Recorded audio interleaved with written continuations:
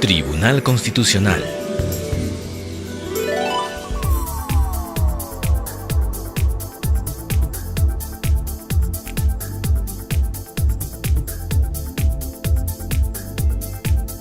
Lima, 20 de enero del 2014, presidida por el magistrado señor Óscar Urriola Jani e integrada por los magistrados señores Gerardo Eto Cruz y Ernesto Álvarez Miranda. Secretario de Sala, doctora Janet Otárola Santillana.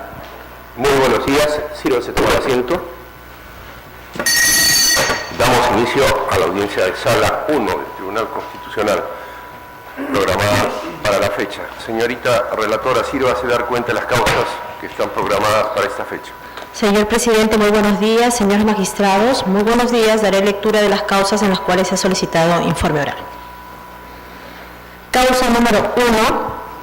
Expediente 1834-2013, proceso de amparo, seguido por Adela Flor Florión, viuda de Osorio, contra la ONP.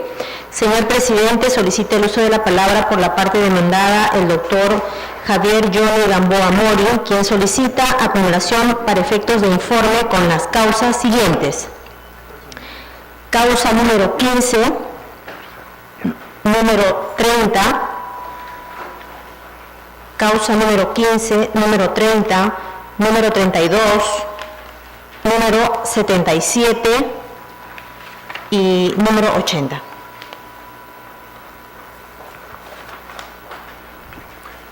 Se acumulan las causas para efectos del informe oral. Señora abogada, puede hacer uso de la palabra.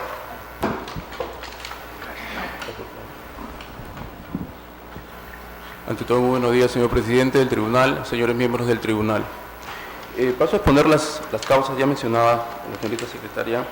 Con respecto a los expedientes, el primero es de Adela Flor, viuda de Osorio, en la cual la señora pues solicita la restitución de la pensión de invalidez que estaba teniendo en su derecho, que también supuestamente a la demandante le correspondía. Ahora, la sala, señor presidente, resuelve en este caso pues esto que la vía ordinaria es la vía que debe seguir este proceso y no la vía del proceso de amparo, por cuanto existe pues una etapa probatoria en la cual se deben de ventilar los certificados médicos, tanto de la demandante como de la que se ha presentado posteriormente. En todo caso, señor presidente, en este caso solicitamos que se confirme la sentencia declarándola improcedente. Similar a este caso, señor presidente, para efectos de no ser reiterativo en todos estos procesos y que son acumulados, el expediente 32, el 22-26-2013, también, señor presidente, de César Marcial Escalera Parra, también solicita, señor presidente, que se le el otorgamiento de su pensión de invalidez. En este expediente, señor presidente, debe hacerse notar que al momento de presentar al demandante un certificado médico señala una enfermedad distinta a la que al posterior evaluación médica se ha dictaminado, en la cual no adolece de ninguna enfermedad profesional, por lo cual, señor presidente, la sala también ha tomado en consideración y ha declarado infundada la demanda por carecer de enfermedad profesional. El otro proceso, el 2670, señor presidente, de César Arias, que es el número de orden 77, también solicita, señor presidente, la pensión de invalidez. En este caso es similar al anterior ya mencionado, por la cual también el demandante, al presentar su certificado médico, posteriormente se ha determinado que el demandante no adolece de ninguna enfermedad profesional, por lo cual, señor presidente, al haber un dictamen emitido por la Comisión Evaluadora de Incapacidades, en la cual se ha determinado que efectivamente no adolece de ninguna enfermedad profesional, lo cual también la sala ha considerado este asunto y ha declarado infundada la demanda, señor presidente. Y por último, señor presidente, en cuanto a las pensiones de invalidez, Juan Ignacio Enríquez Balabarca, número de orden 80, el expediente 2696 del 2013, también, señor presidente, solicita su pensión de invalidez.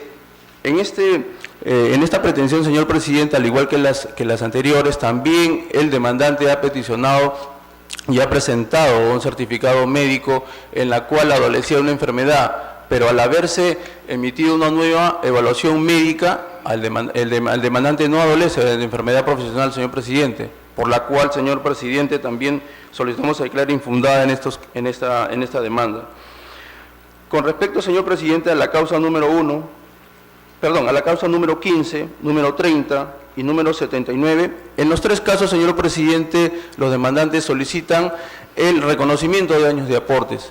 En estos casos, señor presidente, es la importancia de que debe existir los medios probatorios suficientes y los medios probatorios que formen convicción en el juzgador, señor presidente, a efectos de que tanto el ente administrativo como el ente judicial puedan resolver de acuerdo a los medios probatorios suficientes que puedan presentar los demandantes. Sin embargo, señor presidente, en estos casos, tanto el demandante Agustina Palacios Piedra, Miguel Antón Viera y Clementina Antonio Chirito Torres no han presentado, señor presidente, en sus debidas pretensiones y en sus debidos expedientes no han presentado la documentación requerida, toda vez que han presentado, si bien es cierto, documentos en copias simples que no forman convicción en el juzgador al momento de resolver, contraviniendo también, señor presidente, la jurisprudencia 4762 del Tribunal Constitucional que establece, pues, los parámetros para efectos de interponer una demanda y también ser asistido por los medios probatorios correspondientes. Por la cual, señor presidente, solicitamos en estos casos se declaren infundadas las demandas, señor presidente, a efectos de que se resuelva. Vistas las causas, al voto. Causa número 6, expediente 1902-2013, proceso de amparo, seguido por Perurail S.A. contra la Superintendencia Nacional de Administración Tributaria, SUNAT. Señor presidente, solicita el uso de la palabra por la parte demandante el abogado Carlos Fernando Liza Ángeles y por la parte demandada el abogado Freddy Urquía Sánchez. Señor abogado, puede hacer uso de la palabra. Señor presidente, señores magistrados, mediante Ley 29518 de 9 de abril de 2010 se estableció un beneficio a las empresas de transporte público interprovincial de pasajeros y carga que consistía en la devolución del 30% del impuesto selectivo al consumo establecido que forme parte del precio de venta para el petróleo diésel. Este beneficio fue prorrogado el año pasado y está vigente hasta el año 2016. Perurail, la demandante, es una empresa ferroviaria que transita para el transporte de carga y de pasajeros desde Puno, Arequipa, Cusco y Moquegua.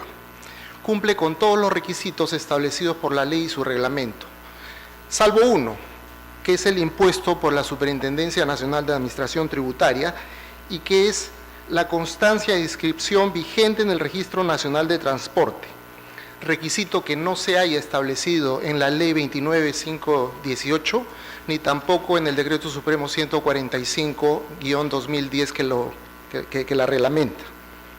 La constancia de inscripción vigente en el Registro Nacional de Transporte no es otorgada a todos los vehículos automotores.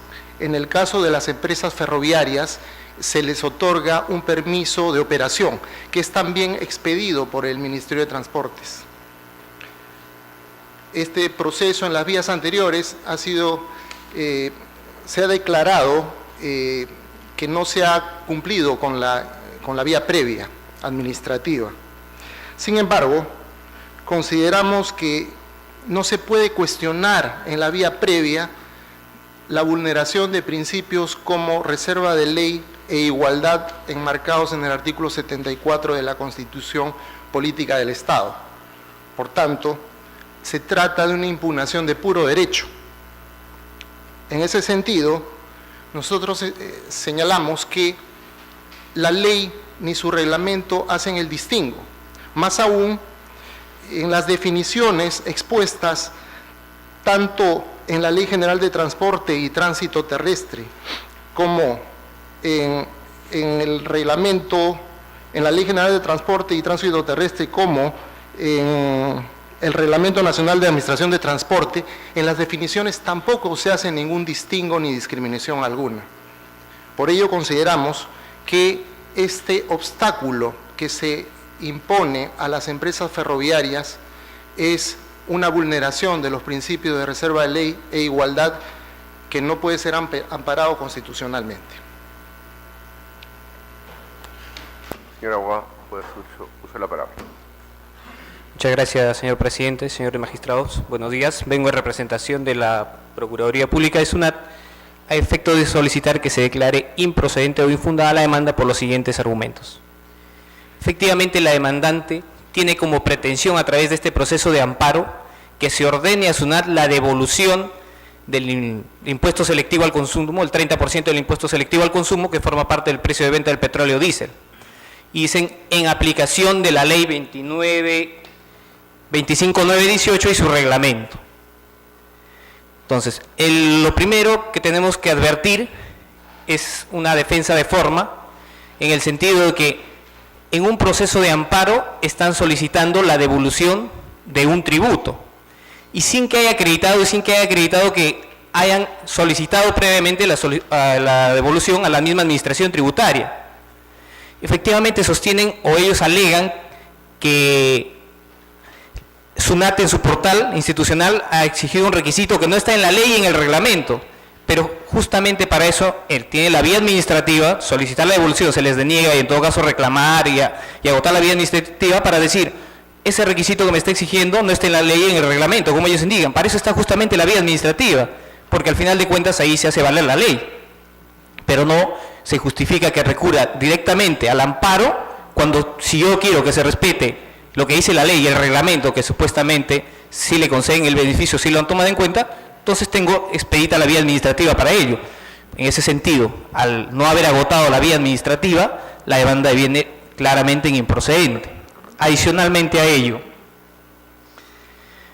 en cuanto es un poco contradictoria su argumentación, porque alegan, dicen, se está vulnerando el principio de legalidad y reserva de ley, porque me están exigiendo un requisito que no esté en la ley ni en el reglamento, pero también dice, se me vulnera el derecho de igualdad, porque supuestamente esa misma ley lo está excluyendo del beneficio. Entonces, suena un poco contradictorio, total, la ley les concede o no el beneficio. Y al respecto, también debemos indicar que el Tribunal Constitucional, ya en una sentencia anteriormente, ya entrando a un argumento de fondo, en la sentencia 2861-2010, proceso de amparo, efectivamente al comparar o se tomó en cuenta los criterios para efectos de determinar si había término de comparación válido en determinados tipos de transporte, dijo se deberá tomar en cuenta para efectos de determinar si es un término de comparación válido, para efectos de determinar si hay vulneración o no del principio de derecho de igualdad, entre dos tipos de transporte, dijo el medio de transporte que se utiliza, el tiempo de transporte, los costos para las empresas que brindan el servicio, el número de empresas que ofrecen el servicio, el costo de los mismos para los usuarios. En ese sentido, acá son claramente dos tipos de transporte totalmente distintos. El transporte ferroviario, el medio de transporte que utiliza son trenes, en el transporte de carga o el que está sujeto al beneficio son los buses y camiones, el tipo de vía que se utiliza son rieles que tienen un alcance limitado y para determinadas rutas, mientras que los buses y camiones tienen un alcance ilimitado en toda la red vial nacional. Los costos para los usuarios son totalmente diferenciados. En el transporte de buses y camiones hay una oferta ilimitada de precios de acuerdo al tipo de rutas, mientras que en el transporte de trenes son un número limitado de tarifas, dado sus costos, su número limitado también de rutas, y son empresas normalmente para determinada ruta una sola empresa concesionaria.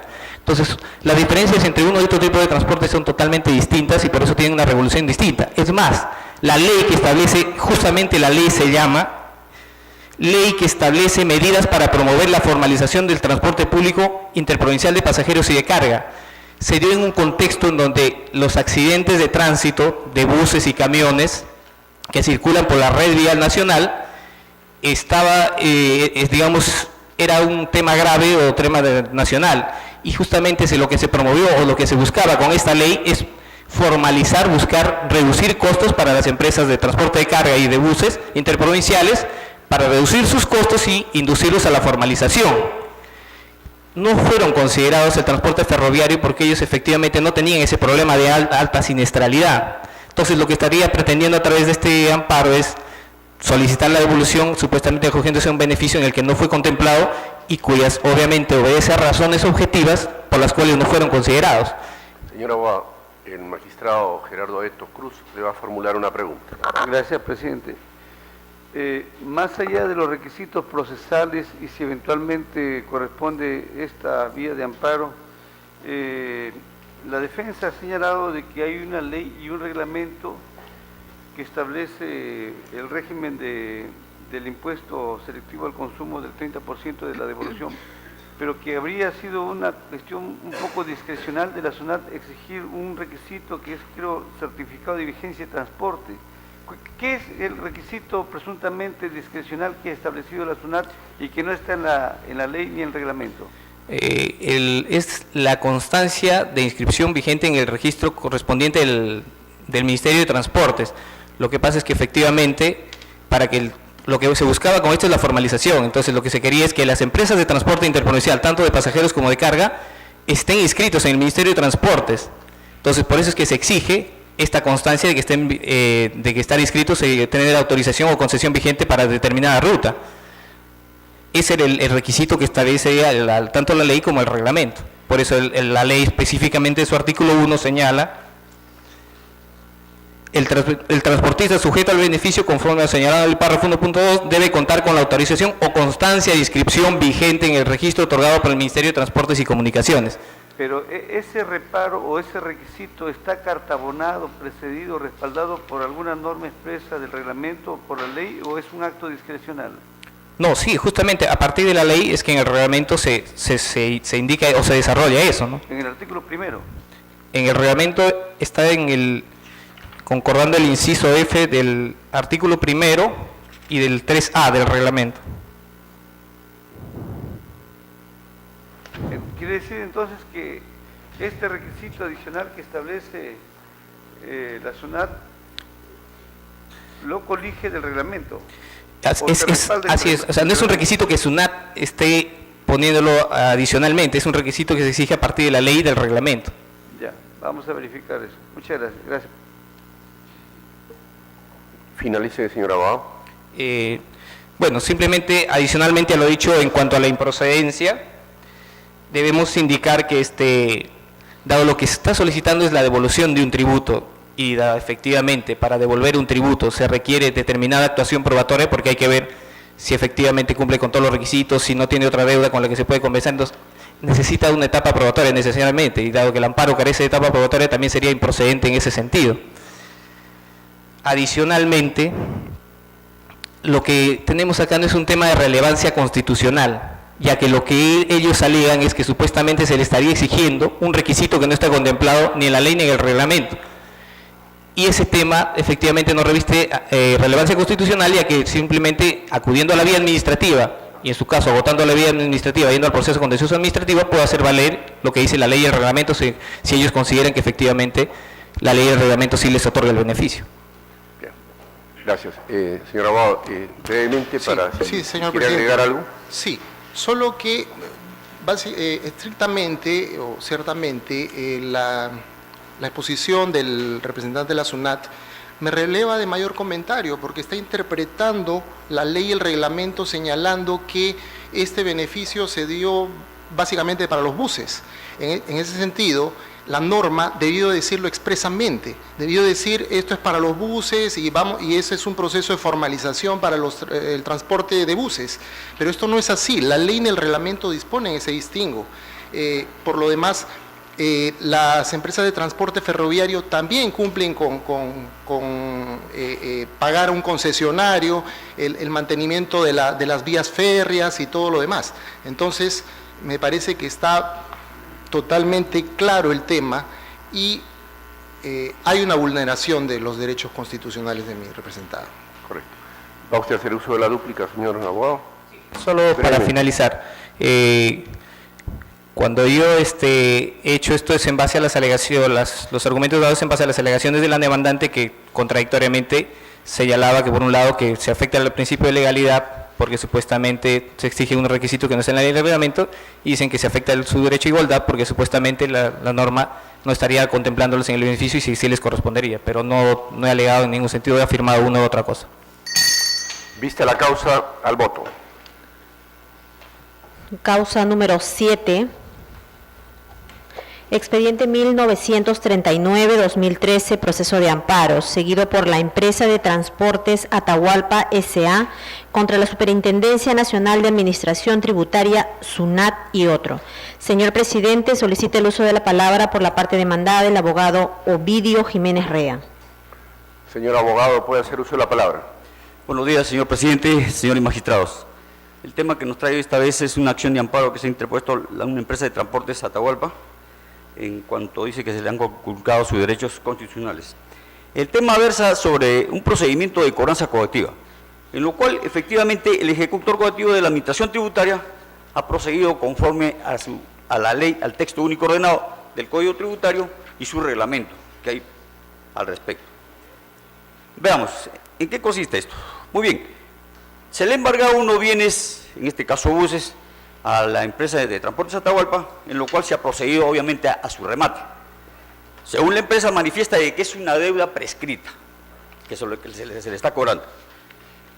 También manifiesta de que él tiene un mal manejo de una empresa porque ha cambiado sus directivos en la empresa, cosa que no es culpa de la administración tributaria al respecto. Pero bueno, si estamos hablando de la deuda prescrita que él dice que se le está cobrando coactivamente, eso ha sido resuelto ya mediante una resolución de intendencia en su oportunidad, el 22 de noviembre del 2011. Ha sido resuelto, en la cual se le ha declarado la prescripción improcedente. Y la administración tributaria lo que ha hecho es proseguir con el proceso, a efectos de cobrar, de poder recuperar esa deuda que ha dejado de cancelar, digamos, la empresa de transportes. Y ha procedido al remate de los bienes, de los cuales se ha recaudado una X cantidad. Lo que él impugna es el remate público, lo cual ha sido llevado obviamente en una fecha determinada, en lo cual se han adjudicado los bienes. Obviamente, en ese interín, también la administración tributaria recibió una medida cautelar, lo cual no suspendió los efectos del remate. Se tuvo que detener, digamos, el proceso, pero ya estaban adjudicados los bienes. Obviamente, cuando hemos procedido nosotros a la administración tributaria a impugnar esa medida cautelar, nos ha sido favorable y bueno, hemos tenido que nuevamente entregar los bienes tal y como fueron rematados. En ese proceso, lo que manifiesta el contribuyente en este caso, que se le han conculcado sus derechos porque él no ha tenido derecho a la defensa. Y eso no es correcto, no es cierto, porque él ha tenido todas las impugnaciones que ha tenido la ley del texto único ordenado y su reglamento. Podía haber reclamado su deuda tributaria, si es que él no la veía correcta. Podía haber recurrido inclusive al remedio procesal administrativo inmediato, que es el recurso de queja. No lo hizo, no lo utilizó, no sé por qué. Sigue él diciendo que su administración es un caos. Pero bueno, señor presidente, lo que pasa es que acá el proceso de cobranza coactiva se ha ceñido estrictamente al texto único ordenado del Código Tributario y su reglamento. Es clarísimo en eso. Ha llevado a cabo totalmente y como debe ser el proceso de cobranza coactiva. Ha adjudicado los bienes correctamente, ha entregado los bienes correctamente. Por tanto, no hay ninguna conculcación y no ha demostrado tampoco en este proceso que haya habido una conculcación a un derecho constitucional.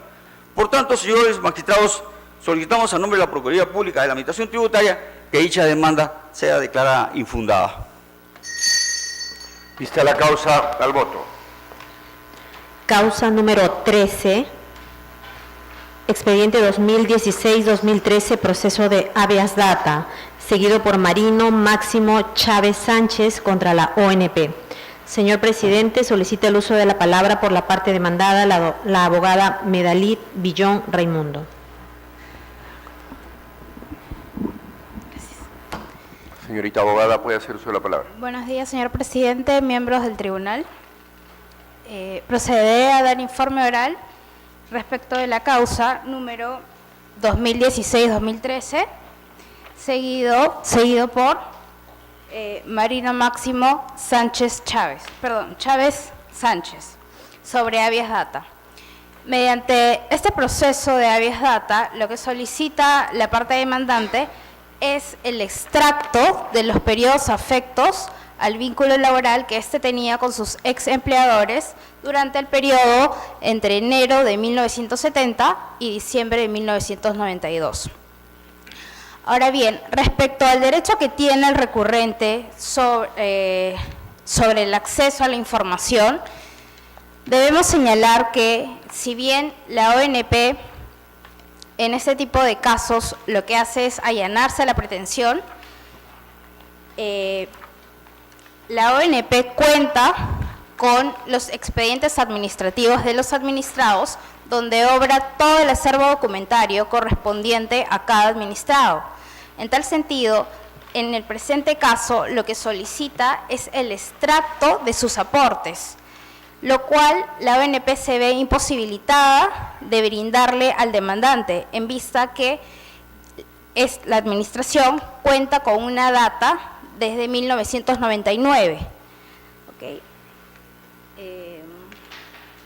Por lo que en este extremo la ONP, como repito, se ve imposibilitada a otorgarle este tipo de información. Asimismo, debe enfatizar que, de acuerdo al artículo 13 de la Ley de Transparencia, la administración pública no se encuentra obligada de crear o producir información con la que no cuenta o con la que no está obligada a contar digamos, al momento de efectuarse el pedido por la parte demandante. Por este motivo es que solicitamos se declare infundado el recurso de agrego constitucional y en consecuencia infundada la demanda. Vista la causa, al voto. Causa número 21, expediente 2072-2013, proceso de amparo, seguido por Limber Rodríguez Flores contra el proyecto especial binacional de desarrollo integral de la cuenca del río Putumayo, PEDIC. Señor presidente, solicita el uso de la palabra por la parte demandante el abogado Víctor Indalecio Morán. Señor abogado, puede hacer uso de la palabra. Señor presidente, miembro del tribunal, por mi patrocinado solicito ante este honorable tribunal se declare fundada la demanda de amparo interpuesta contra el proyecto demandado, en el extremo de que consideramos que las instancias anteriores no han tomado en cuenta realmente el derecho invocado en la demanda y sobre todo no han analizado correctamente la controversia en materia, obviamente, de este proceso. ¿En qué medida? Por cuanto mi patrocinado fue contratado por este proyecto en el año 2007 y de manera continua igualmente se han celebrado diversos contratos ampliándose los plazos de contrato. Es cierto que en los contratos se hace mención a un contrato bajo modalidad. Sin embargo, consideramos que los mismos, durante el tiempo que han estado vigentes, se han ido desnaturalizando, a tal punto que en diciembre del año 2011 se le comunica mediante memorándum prácticamente el cese de esa labor.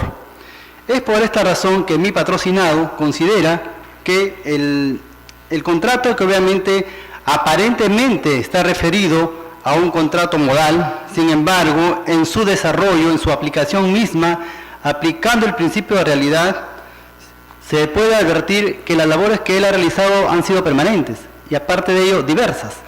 En este caso no se cumple con lo que establece la norma respecto a la especificidad de la labor. Entonces, en vista de que mi patrocinado ha desarrollado estas actividades de manera continua y han sido obviamente también ampliados los plazos del dicho contrato, por tanto consideramos, de acuerdo a ley, que él estaría ya como un trabajador bajo un contrato sujeto a plazo indeterminado, conforme lo establece el decreto supremo 0397-TR. En tal medida, él solamente podría ser cesado en esa labor si es que hubiese una causa o motivo que justifique ese cese, que en el presente caso no ha existido. Es por tal razón que consideramos que ese cese realmente deviene en un despido incausado.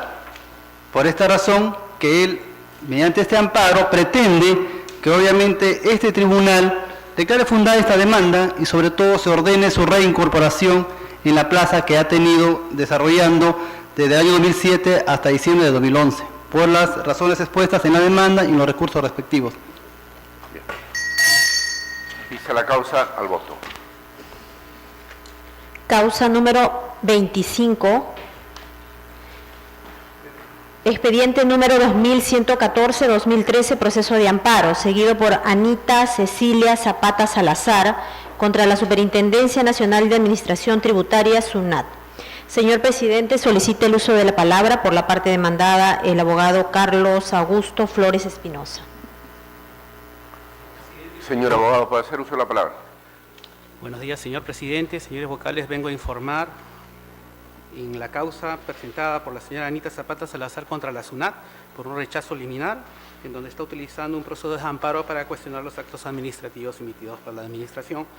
Y en ese sentido, dado que la otra parte no se ha personado, le comento que este es un contribuyente de la Intendencia Regional Piura, en donde todos los actos realizados han basado en actos administrativos donde se tiene la oportunidad de impugnar. Entonces, en vista de ello, se aprecia que se afecta la residualidad del amparo, puesto que en todos los procesos que establece la SUNAT se le da la oportunidad mediante notificaciones al contribuyente para poder realizar la demanda, los reclamos establecidos en el Código Tributario y con los plazos de prescripción que le faculta al contribuyente a respetar sus derechos en la vía idónea establecida. Y nada más, muchas gracias. Vista la causa, al voto. Causa número 28, expediente 2172-2013, proceso de amparo, seguido por Pablo Gómez Orizano contra la ONP. Señor presidente, solicita el uso de la palabra por la parte demandante el abogado Percy Javier Royle Flores. Solicita el uso de la palabra por la parte demandada. Señor abogado, ¿puede hacer uso de la palabra?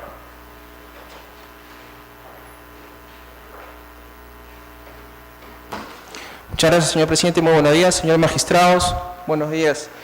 Viene a este Supremo Tribunal la causa interpuesta por el señor Pablo Gómez Orizano, en la cual, conforme al petitorio de la demanda, lo que persigue es que se le otorgue una pensión minera alegando el padecimiento de una enfermedad profesional. Esto es la aplicación del artículo 6 de la ley 25009, que en su texto exime de la acreditación de aportes para el otorgamiento de una pensión minera cuando se padece del primer grado de silicosis. Sin embargo, a nivel de sala, se ha declarado la improcedencia de la demanda por los siguientes motivos. Según los medios probatorios que contamos aquí en autos, en el proceso, el demandante cuenta con hipoacusia neurosensorial con un grado de incapacidad del 25%. Esta enfermedad ha sido detectada en el año 2004 y no se ha establecido la fecha de inicio de la incapacidad, no se ha podido establecer. Si aplicamos el precedente vinculante que ha establecido el tribunal sobre la fecha de inicio de la incapacidad, deberíamos establecerla a partir de la fecha en que se emite el certificado.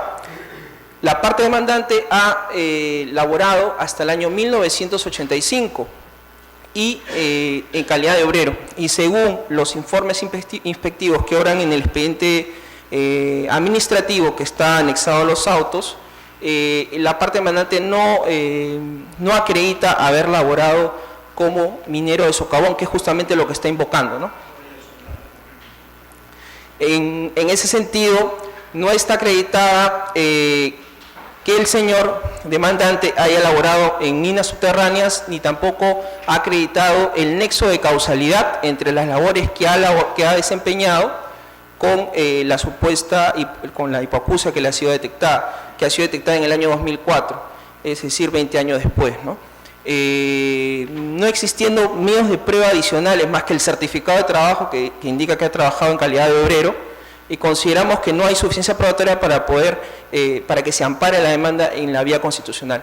Es por estas razones que solicito que se desestime el agravio constitucional interpuesto por la parte demandante. Vista la causa, al voto. Muchas gracias. Causa número 36, expediente 2282-2013, proceso de amparo, seguido por Gregorio Denis Chávez de Paz contra los magistrados de la Academia de la Magistratura y otro. Señor presidente, solicita el uso de la palabra por la parte demandante el doctor Aníbal Torres Vázquez. Por la parte demandada solicita el uso de la palabra el doctor Samuel Abad Yupanqui. por el Consejo Nacional por la Academia de la Magistratura y solicita el uso de la palabra a la doctora Elvira Corcuera Céspedes por la Procuraduría Pública del Poder Judicial. Doctor Aníbal Vázquez, puede hacer uso de la palabra. Señor presidente, señores magistrados, la ley orgánica de la Academia de la Magistratura, en el artículo 6, y también el estatuto de la Academia, establece que es competencia del Consejo Directivo de la Academia el nombrar o remover al director general. El director general, el demandante Denis Chávez de Paz, fue nombrado en octubre del 2009 por acuerdo del Consejo Directivo, por supuesto formalizada la resolución por el presidente de este Consejo, previo concurso público de méritos. Fue cesado el 8 de agosto del 2011, solamente por una decisión del presidente del Consejo, mas no del Consejo, desviándolo del proceso que le correspondía conforme a ley, porque el único que podía removerlo es el Consejo. Esto originó la interposición de esta demanda, que ha sido declarada infundada por las instancias inferiores, o sea, por la de mérito y por la de revisión, en base a los siguientes fundamentos. El primer fundamento que invocan, que el cargo de director general es un cargo de confianza. La ley orgánica de la Academia no establece que es de confianza. Sí lo establece el estatuto, y el demandante así lo ha reconocido siempre. No ha cuestionado en ningún momento que el cargo no sea de confianza. No es un punto controvertido en este proceso. Sin embargo, las sentencias inferiores se sustentan en este argumento. Por lo tanto, es una argumentación aparente, es una argumentación falsa.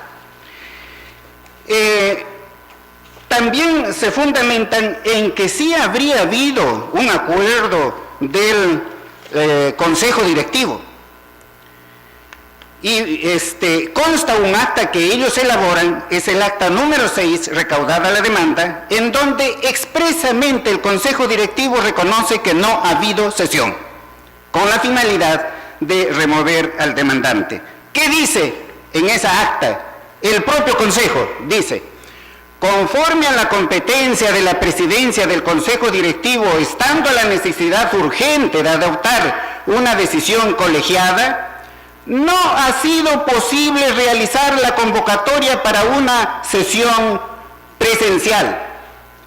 El señor presidente encomendó al secretario del Pleno se constituya al despacho de los señores consejeros a efecto de exponer los alcances correspondientes del tema de agenda con el proyecto de acuerdo.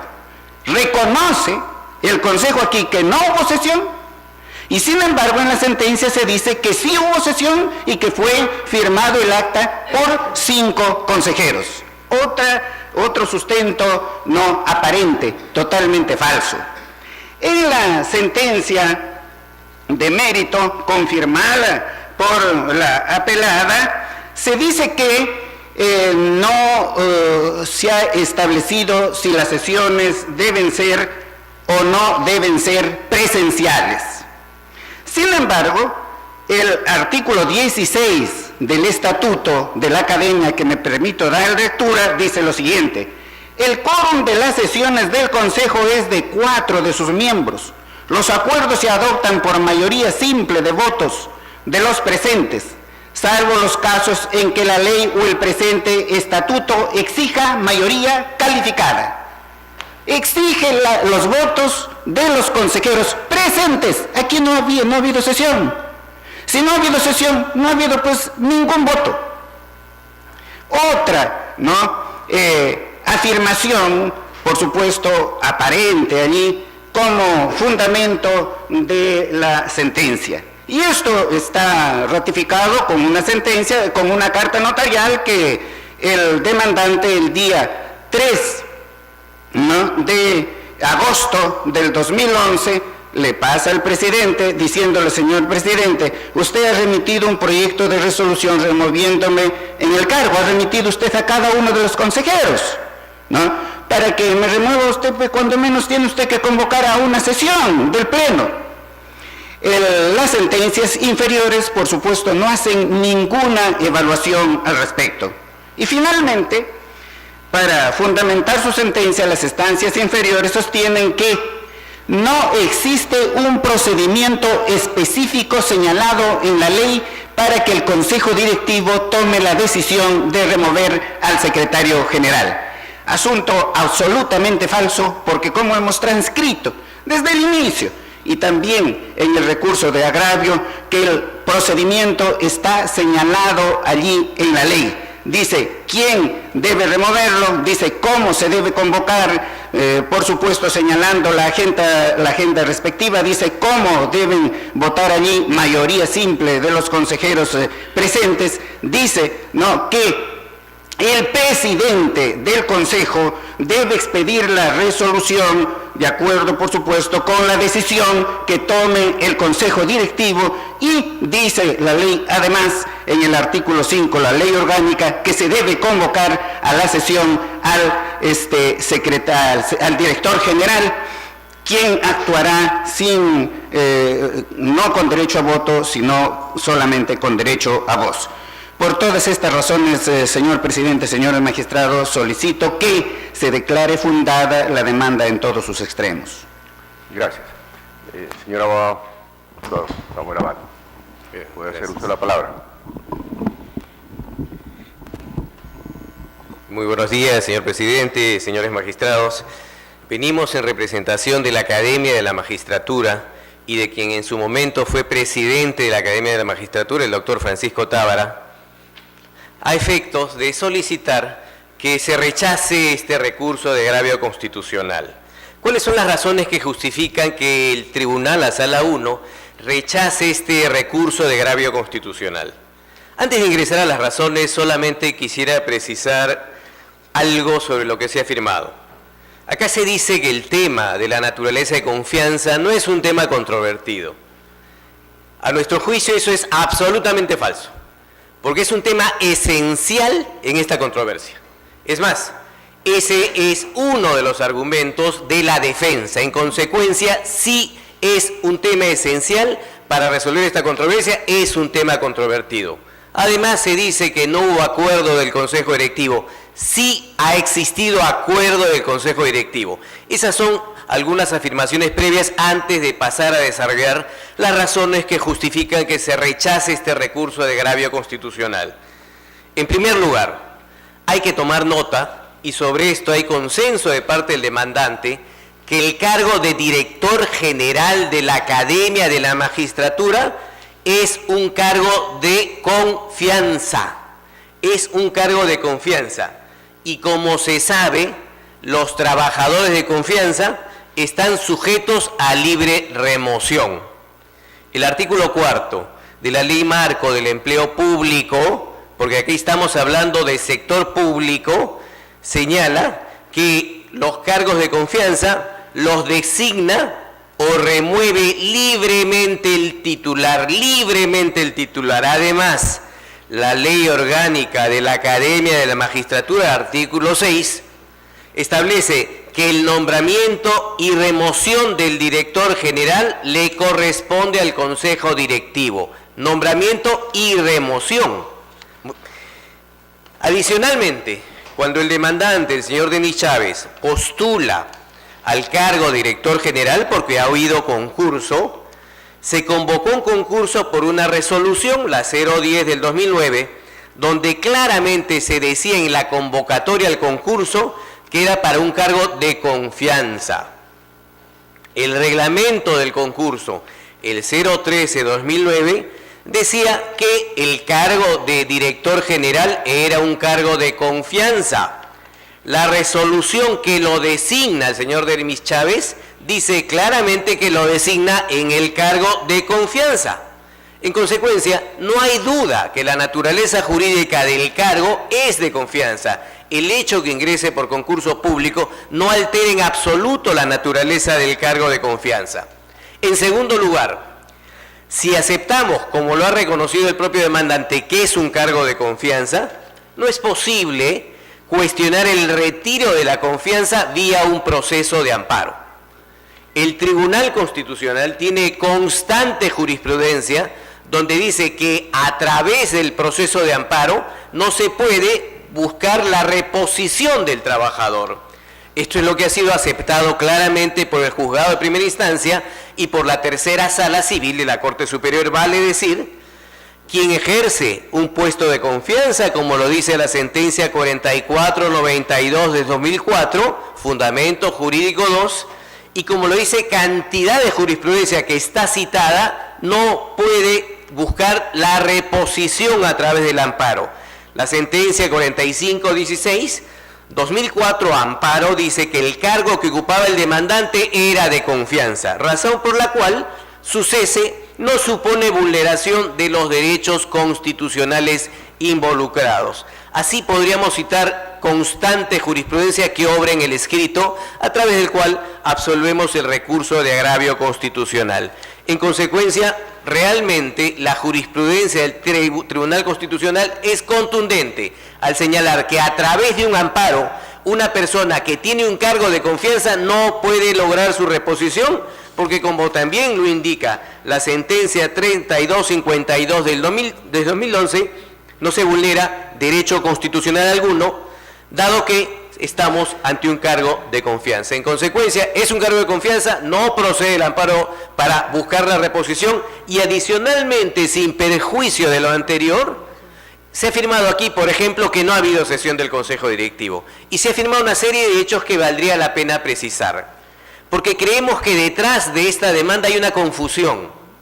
Cuando el demandante alega, por ejemplo, que cuando se entera que es posible que le retiren la confianza, le envía una carta notarial. Le envía una carta notarial al presidente de la Academia de la Magistratura, al doctor Tábara. En esa carta notarial, entre otras cosas, y esto está en el expediente, en la demanda como un anexo, se dice, entre otras cosas, en esa carta notarial del 3 de agosto del 2011, le dice al director general, por favor, corra mi traslado de los cargos que se me imputa a fin de ejercer mi derecho de defensa conforme a ley. Córranme traslado de los cargos que se me imputa para fin de ejercer mi derecho de defensa conforme a ley. ¿Qué está ocurriendo? Que aquí hay una confusión. El señor cree que aquí estamos ante un procedimiento disciplinario y de esto no es un procedimiento disciplinario. Este es un procedimiento en el cual a un director general se le retira la confianza porque sencillamente la nueva autoridad que ingresa a la academia considera que existen razones que así lo justifican, quiere diseñar una política nueva para la capacitación de los jueces, quiere hacer una reestructuración y en consecuencia, como es un cargo de confianza, le retira la confianza y para eso no necesita imputarle cargos y esto demuestra evidentemente que estamos ante una confusión. El demandante cree que hay que imputarle cargos para el retiro de una confianza y eso obviamente desnaturaliza la razón de ser del cargo de confianza. Adicionalmente, la ley no prohíbe sesiones no presenciales. Hay un acta de la sesión del Consejo Directivo número 016, donde se reúnen los requisitos. Hay un acuerdo del Consejo Directivo, hay un número de consejeros que votan, hubo mayoría para decidir el retiro de la confianza, hubo 5 de los 7 votos. ¿Quiénes votaron a favor del retiro de la confianza? Y ahí está en el expediente el documento escrito y firmado.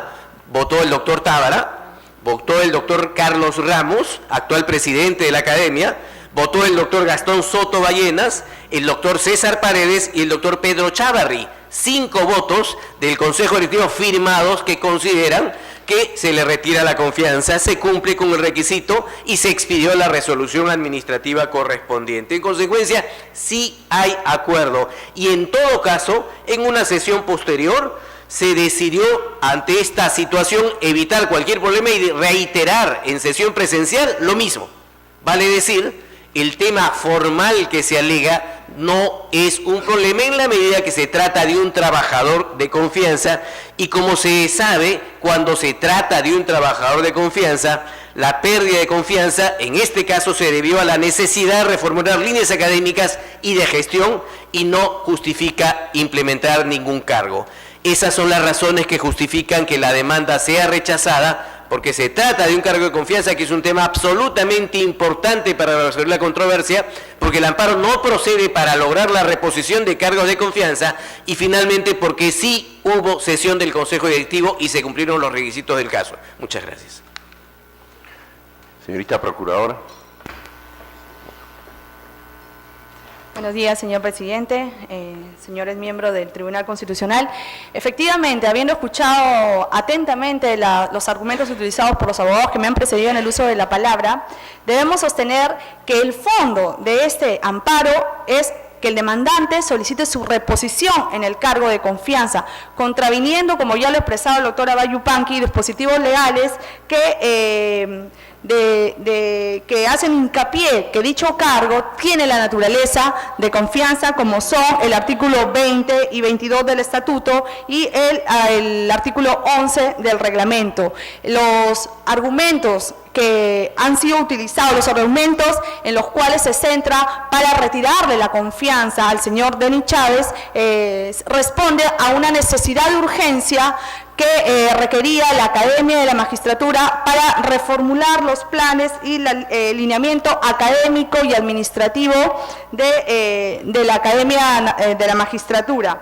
Es así que el señor Denis Chávez ya no se encontraba, ya se le estaba de alguna manera cuestionando su actuar como director, y eso lo expresa así el memorándum 016-2011 de fecha 5 de mayo de 2011 emitido por el presidente del Consejo Directivo de la Academia, a través del cual se le recuerda que es función del director general proponer al Consejo Directivo la política general y específica del plan estratégico, plan operativo anual de los programas y planes de estudio para la Academia. Es decir, ya el presidente del Consejo le estaba recordando cuáles eran las funciones del director y las cuales estaba evidentemente incumpliendo. Es decir, que las funciones que ya estaba desarrollando el director de la Academia ya no respondían a las necesidades de dicha institución.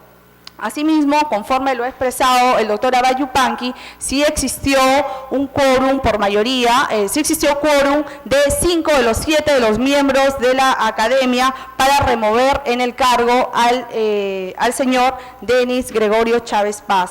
Estas son algunas de las consideraciones y las demás ya han sido desarrolladas por el doctor Abay Yupanqui para retirarle la confianza al demandante por esas consideraciones y no encontrando afectación alguna a ningún derecho fundamental, y más aún cuando la parte demandante lo que en esencia pretende es su reposición, lo cual ya existen vías procedimentales específicas conforme lo establece el Código Procesal Constitucional en el artículo 5, inciso 2, como causal de improcedencia de los procesos de amparo.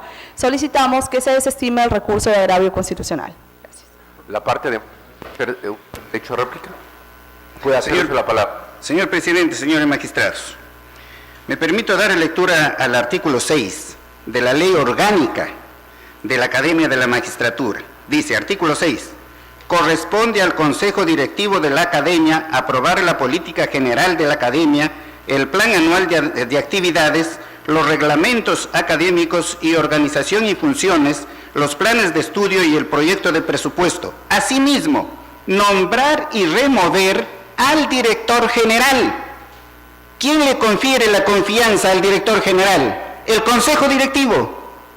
¿Quién lo puede retirar la confianza al director general? El Consejo Directivo. Aquí el Consejo Directivo no se reunió, no hubo la famosa sesión número 16 del 8 de agosto del 2011, lo reconoce el propio Consejo. Esa es la verdad.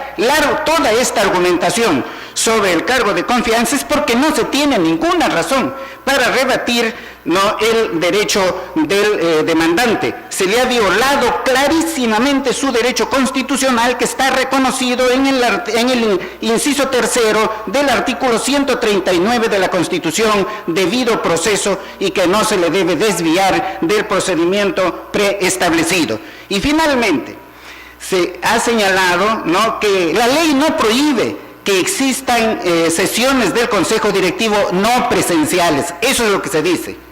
Ustedes son magistrados profesionales del derecho, podrían resolver en contra de la ley, podrían resolver en contra del artículo 16 del Estatuto de la Academia, que dice que las decisiones se adoptan por mayoría simple de votos presentes. ¿Podrían violar la ley? No, pues.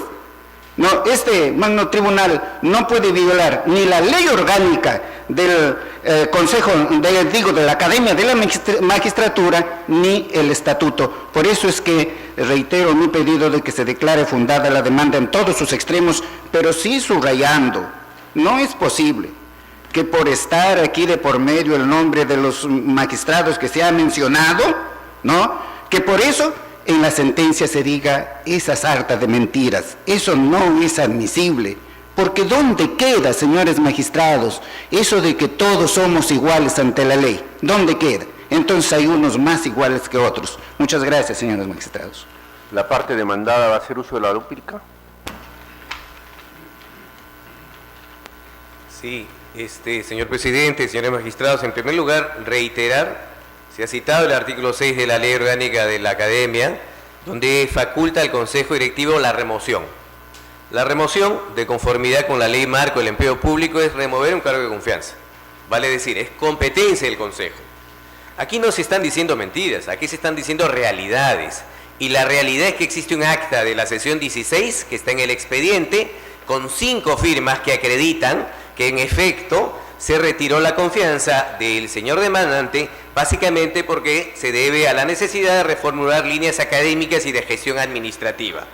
Esta acta de la sesión 16 fue formalizada luego a través de una resolución. Es más, hay una sesión la 017 del Consejo Directivo, no solamente la 16, sino la 017, para evitar cualquier duda, se ratificó la decisión de retirarle la confianza. Es decir, en una sesión posterior, nuevamente se ratificó la decisión de retirarle la confianza, incluso en esta sesión 17, de manera presencial. En el Perú no todas las sesiones son presenciales, hasta el Consejo de Ministros realiza sesiones no presenciales. Es decir, llegar a un formalismo extremo como el que plantea el demandante para buscar la reposición, lo que busca en el fondo es tratar de decir, ¿sabes qué? Los cargos de confianza pueden ser repuestos, y el tribunal tiene constante jurisprudencia de que esto no es así.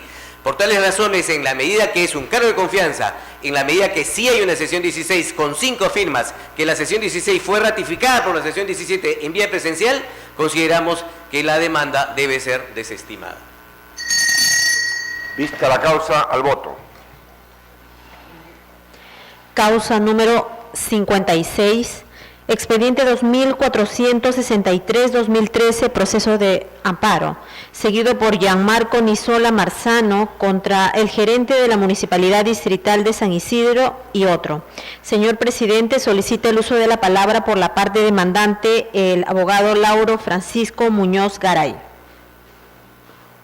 Señor abogado, puede hacer uso de la palabra.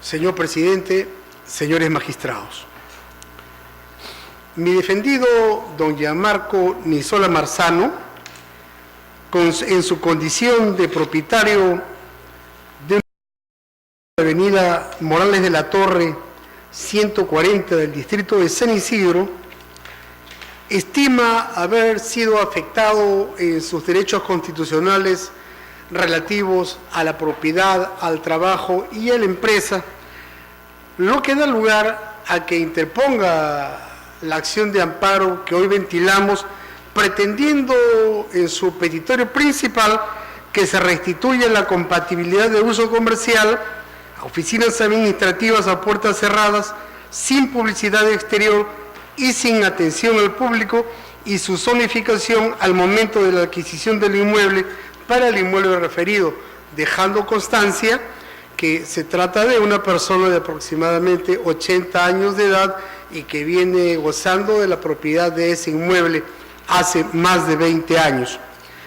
La Municipalidad de San Isidro, en diversas oportunidades y a través de diversos actos administrativos lesivos, todos ellos, le ha cambiado el uso y quiere que se destine única y exclusivamente el bien a uso de casa-habitación, cuando hemos dejado probado en autos que el señor Nisola y sus familiares viven y se mantienen de la renta que le produce el inmueble en referencia. En nuestro escrito de demanda hemos hecho referencias doctrinarias que justifican o amparan nuestra pretensión y nos hemos referido también a un caso importante que ha sido analizado, visto por el Tribunal Constitucional, y es el caso de Julia Benavides García como precedente vinculante, donde se hace un análisis profundo del concepto de propiedad y cómo se puede haber afectado como casos parecidos como el que estamos planteando. Lo importante del caso es que cuando la Municipalidad Distrital de San Isidro contesta la demanda, deduce la excepción de pleito de litispendencia y la deduce alegando que al momento en que nuestra parte interpone la acción de amparo que hoy estamos ventilando, existían 3 procesos en trámites, uno ante el 27 Juzgado Civil de Lima, otro ante el 5º Juzgado Contencioso Administrativo y otro que había venido o había bajado de la Corte Suprema de Justicia de la República.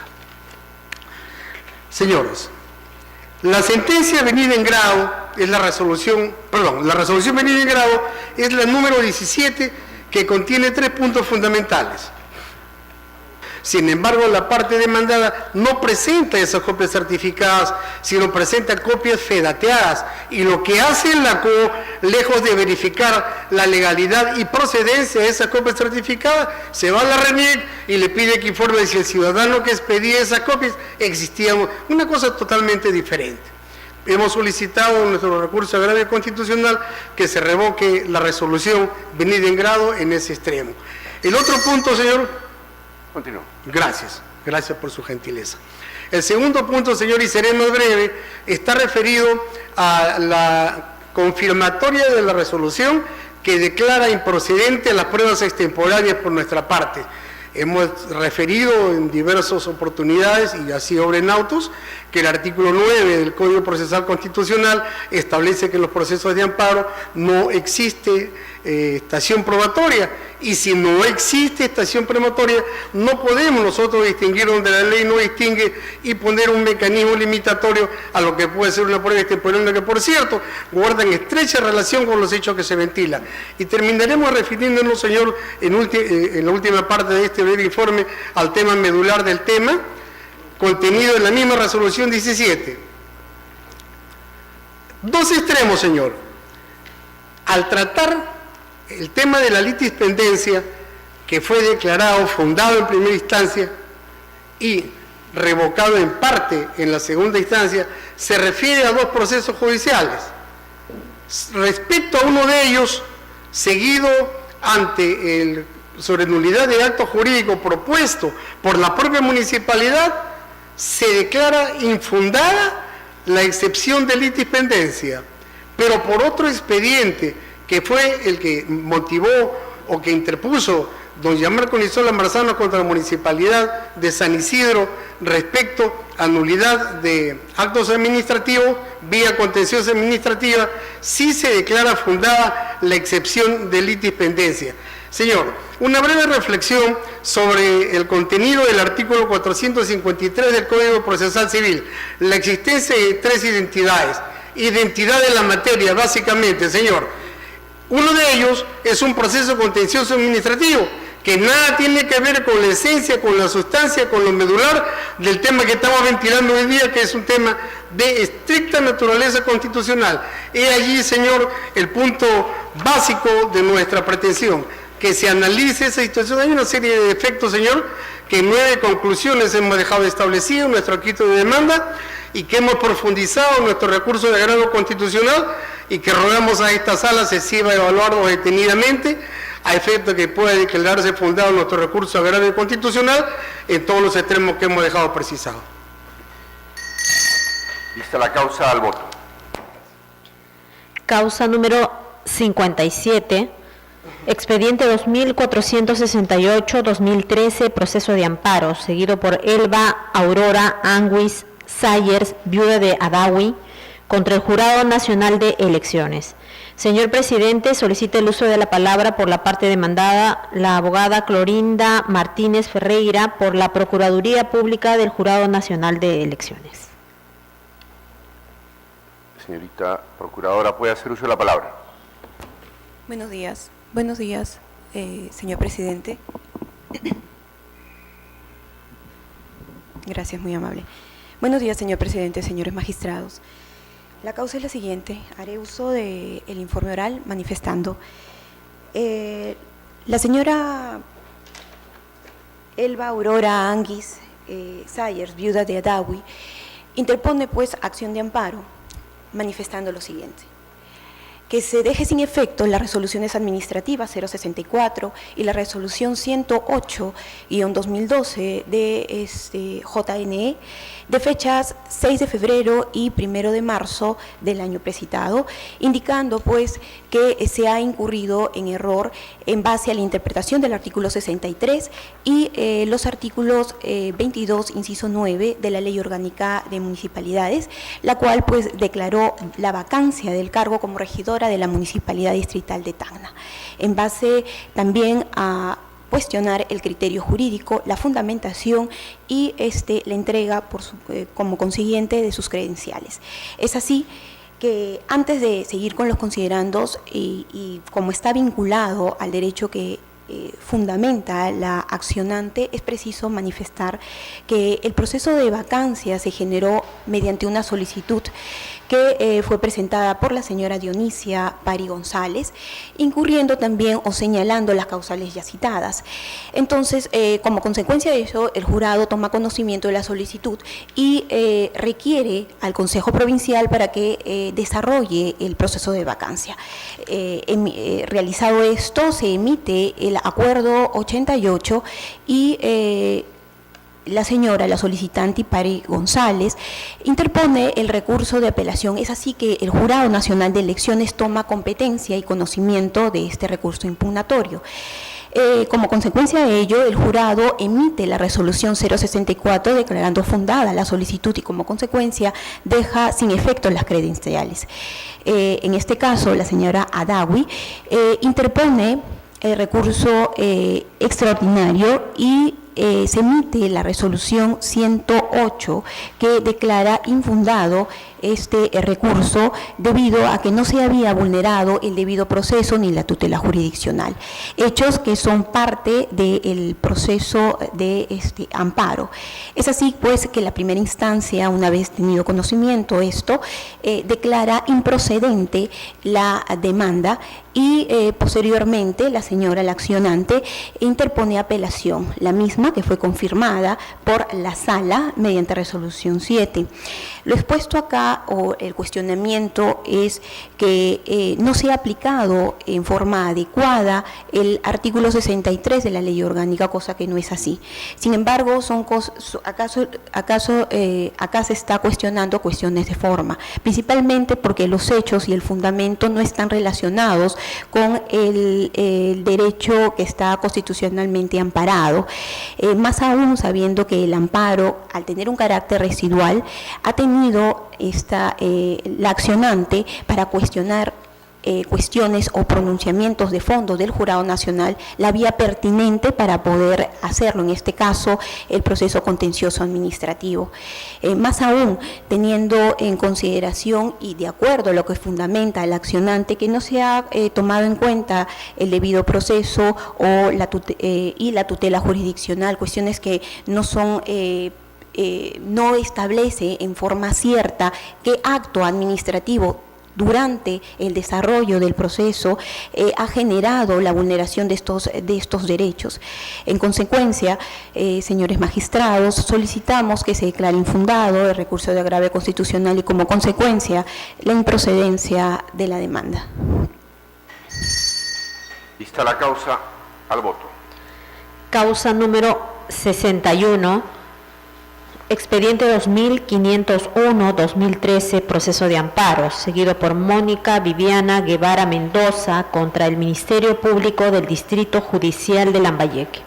Señor presidente, solicita el uso de la palabra por la parte demandante, el abogado José Reinaldo López Viera.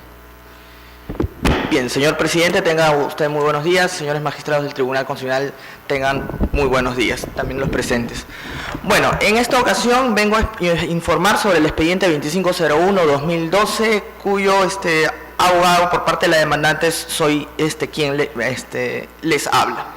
Voy a empezar por lo siguiente, ¿no? El expediente 0206-2005, acción de amparo TC, que es un precedente vinculante emitido por ese tribunal, el caso Bayrón Flores, establece una tipología de despido en donde se señala y establece clara y objetivamente que un tipo de despido que puede ser ventilado y discutido vía amparo para justamente pedir la reposición es el despido incausado. ¿Y qué cosa es el despido incausado? El despido incausado es un despido sin causa justa ni objetiva. Resulta ser que en ese marco, este caso se da justamente por un despido incausado. En el año 2009 hubo un concurso, el 010-2009, producido por el Ministerio Público del Distrito Judicial de Lambayeque, en el marco de la integración, de la implementación del nuevo Código Procesal Penal para cubrir distintas plazas. Una de las plazas que se solicitó vía concurso público fue la plaza para asistente fiscal. Mi patrocinada postuló vía concurso público, cumplió los requisitos y fue declarada ganadora del concurso para la primera Fiscalía Provincial Penal Corporativa del Distrito Judicial de Lambayeque. Aquí comienzan los agravios. Resulta que ella gana el concurso, pero la hacen firmar un contrato sujeto a modalidad. Resulta ser que por la naturaleza del nuevo Código Procesal Penal queda claro que la plaza para asistencia fiscal no es una plaza de carácter temporal, sino una plaza de carácter permanente. Y es más, el artículo 53 de la Ley de Productividad y Competitividad Laboral, la 728, establece claramente y objetivamente cuáles son los requisitos y las modalidades que se tienen para un contrato sujeto a modalidad. Ya se sabe por una cuestión de necesidad de mercado, incremento de producción, por una cuestión accidental, etcétera, etcétera. En el contrato que le hacen firmar a mi patrocinada, lo único que se señala que el contrato sujeto a modalidad se da porque el Ministerio Público requiere cumplir las funciones que la Constitución y la ley le establece. Y eso es totalmente arbitrario porque no hay ningún objetivo ni ningún requisito de un contrato modalidad stricto sensu como señala la ley y como también lo ha señalado el Tribunal Constitucional en reiterada jurisprudencia. Segundo agravio. Resulta ser que a ella no la mandan ni siquiera a la plaza que había ganado, que era la primera Fiscalía Provincial Penal Corporativa del Distrito Judicial de Lambayeque, sino a la tercera. Pero resulta ser que el día 4 de noviembre a mi patrocinada le notifican el oficio 1122-2009, señalándole que por una cuestión de vencimiento de periodo de prueba quedaba extinguido su contrato laboral. Señores, este oficio 1122-2009 data de fecha 23 de octubre del año 2009, pero a mi patrocinada le notifican 11 días después, o sea, el 4 de noviembre. Es decir, cuando ya había vencido de largo el periodo de prueba, el presunto periodo de prueba, y mi patrocinada había adquirido la protección contra un despido arbitrario, que solamente puede ser echada del centro laboral por una cuestión de causa justa, ya sea por capacidad o por una cuestión de conducta. Sin embargo, le notifican el 4 de noviembre. Tanto la primera instancia del Poder Judicial como la segunda instancia de este proceso de amparo señalan de que como no ha habido constancia ni prueba contundente de que mi patrocinada elaboró hasta el 3 o 4 de noviembre, se acredita que sí estaba dentro del periodo de prueba y por lo tanto queda bien el caso de su despido. Resulta ser que esto es totalmente falso, porque la constancia por la cual le notifican el oficio 1122 del 2009 del año 23 de octubre, se la notifican al mismo Ministerio Público. ¿Y cómo se la pueden notificar al mismo Ministerio Público si ella no laboraba? Es decir, hasta el 4 de noviembre ella estaba laborando en el Ministerio Público y en la plaza que supuestamente le habían encomendado. Pero ahí no queda todo. Resulta ser que el Tribunal Constitucional, en el expediente 05012 del año 2012, el año pasado, hace 2 años, acción de amparo, el caso Boris Maki Vera, ha señalado lo siguiente, ¿no? Que se había dado este caso en donde el señor había postulado también por concurso público al Ministerio Público, y resulta que el Ministerio Público lo echa por cuestión de periodo de prueba. Sin embargo, ahí el Tribunal Constitucional incide que el artículo 44, inciso A, del Decreto Legislativo 728 se establece clara y contundentemente que quedan exonerados del periodo de prueba aquellos trabajadores que han postulado por concurso. ¿Eso qué quiere decir? Que mi patrocinada postuló por concurso, y entonces si postuló por concurso no tenía que pasar ningún periodo de prueba.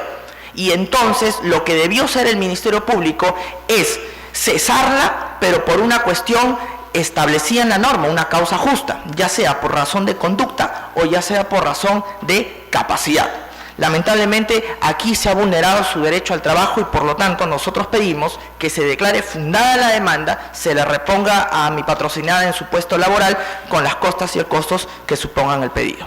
Muchas gracias. Vista la causa, al voto. Causa número 82, expediente 2710-2013, proceso de amparo, seguido por Ricardo Quimper Herrera contra el Jockey Club del Perú. Señor presidente, solicita el uso de la palabra por la parte demandante, el abogado Alberto Quimper Herrera.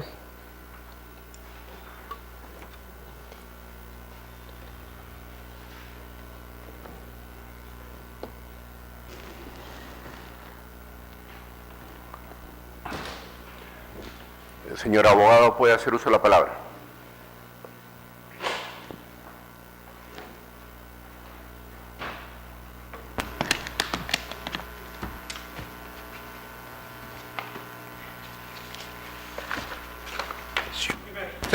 Señor presidente, señor magistrados, antes de entrar al tema, quiero expresar mi desagrado porque mi causa es la número 2710. No es el número que ha leído la relatora. Y hace varios turnos que yo ya debería haber hecho uso de la palabra. Señor abogado, los turnos para las vistas de causa se establecen en orden al listado que se establece para esta audiencia. Su causa está en el número 82. Lo escuchamos. Ya, disculpe entonces, pero sí quiero decir que a un empleado le pregunté en qué turno estaba yo y me dijo que estaba en el número 7. Bueno, disculpe entonces. Señores magistrados, el demandante es mi hermano, que ha interpuesto una acción de amparo contra el Jockey Club del Perú por violación en su agravio del derecho al debido proceso y también del derecho de propiedad. Los hechos sucintamente son así. Se realizó una selección de los ejemplares que debían participar en un evento hípico internacional a realizarse en Argentina. Como es costumbre en el Jockey Club y en todos los Jockey Club, se estableció quiénes eran los caballos titulares y cuáles eran los suplentes que podían concurrir si dejaba de concurrir algún ejemplar titular. El caballo de mi hermano, la yegua Cherezada, estaba clasificada en segundo lugar y mi hermano no cumplió con pagar la cuota que había que pagar, que era $8,000, con lo cual no iba y lo reemplazaba como que lo reemplazó otra yegua. Sin embargo, salió un día que se estaban programando las carreras, salió un boletín a mimeógrafo que suspendía a la yegua Cherezada de propiedad de mi hermano por 120 días, sin ninguna motivación. Era un informe de la comisión de programa. A los 3 días sale una fe de ratas. Ya no era la comisión de programa, sino la comisión hípica la que aplicaba la sanción de 120 días.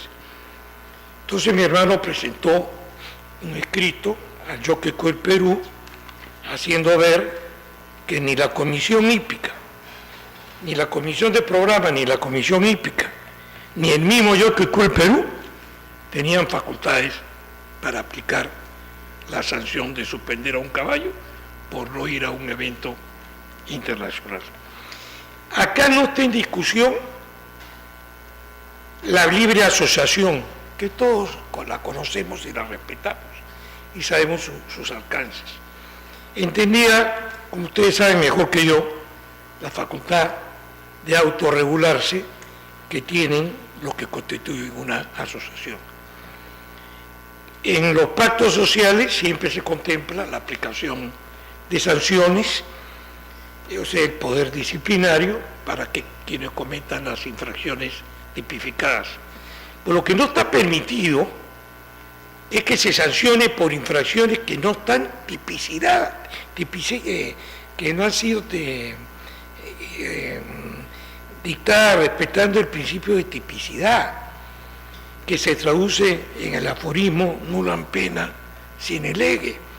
Es decir, no puede entenderse que porque se dice que el Consejo Directivo es la máxima autoridad y debe regular por el espectáculo, tiene facultades sancionadoras.